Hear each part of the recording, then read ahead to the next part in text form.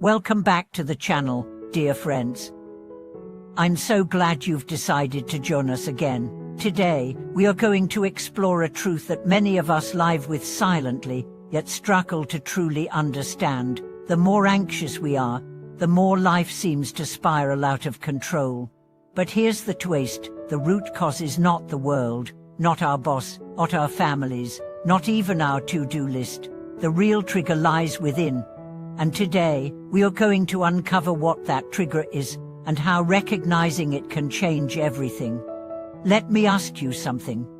Have you ever laid awake at night, to your mind racing, consumed by thoughts that feel like tidal waves crashing over your brain? It's not even that something terrible happened that day, but your heart won't settle. Your chest feels tight. You can't breathe deeply. And every time you try to stop thinking, it only gets worse. That, my friends, is anxiety.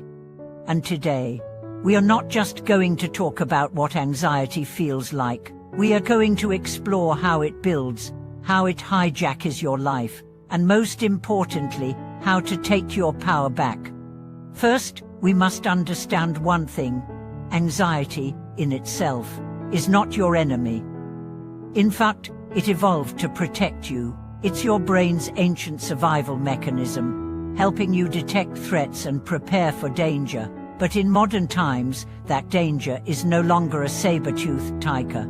It's an email, a silence, a social media post, a phone call you didn't get, a look from someone that seemed cold. Your brain hasn't caught up with the new reality. So it reacts the same way with alarm bells, cortisol, adrenaline. And your body prepares to run, fight, or freeze. Except there's nothing to run from. There's no battle to fight. So you sit there, flooded with stress hormones and nowhere to go. And it keeps happening, day after day, until it becomes your default setting. We begin to believe that we are anxious people. But in truth, we are people stuck in an anxious loop. Let me introduce you to Lisa. Lisa is a high-functioning professional. She manages deadlines, takes care of her family, checks all the boxes, but inside, she's falling apart. She wakes up already overwhelmed. She anticipates disaster before breakfast. She triple-checks everything. And still, she feels unsafe. One day, her doctor says, "Lisa, your blood pressure is through the roof. You need to slow down." But Lisa replies, "I can't afford to slow down. If I stop, everything will fall apart." That belief is what fuels anxiety. The belief that peace is unsafe, that if we stop worrying, something bad will happen. That only our fear is keeping us afloat. Let me tell you now, that's a lie. A powerful lie, but a lie nonetheless. Worrying doesn't prevent bad things. It only prevents you from enjoying the good. So how do we break free? First, by awareness. By naming what's happening. By saying out loud, "I'm feeling anxious." But this is a sensation, not a sentence. It doesn't define me. It's temporary. It's feedback, what fact. Second, by pausing, not suppressing, not pushing away, but breathing into the feeling, allowing it to be seen, because what we resist persists, but what we observe softens. You see, anxiety is like a child throwing a tantrum. If you yell back, it escalates. If you ignore it, it screams louder. But if you gently sit beside it and say, "I hear you," it starts to quiet. Let me share a story about an executive named Daniel. Daniel was brilliant but paralyzed by anxiety. He would cancel meetings, over-prepare for everything, and question himself constantly. Therapy, medications, books, nothing seemed to help. Then one day, during a mindfulness retreat, someone said, "Stop fighting your anxiety. Listen to it." And for the first time, Daniel asked his anxiety, "What are you trying to protect me from?"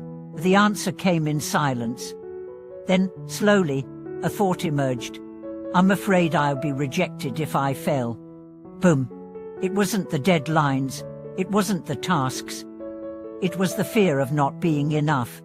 From that moment, Daniel began journaling, talking to his anxiety like a part of him that was wounded, not broken, and not shameful, just misunderstood. And things began to shift. That's the power of internal safety. When you create safety inside, the outside stops feeling so threatening. Let's talk biology. When you're anxious, your nervous system enters fight or flight mode. Your heart rate rises, your digestion stops.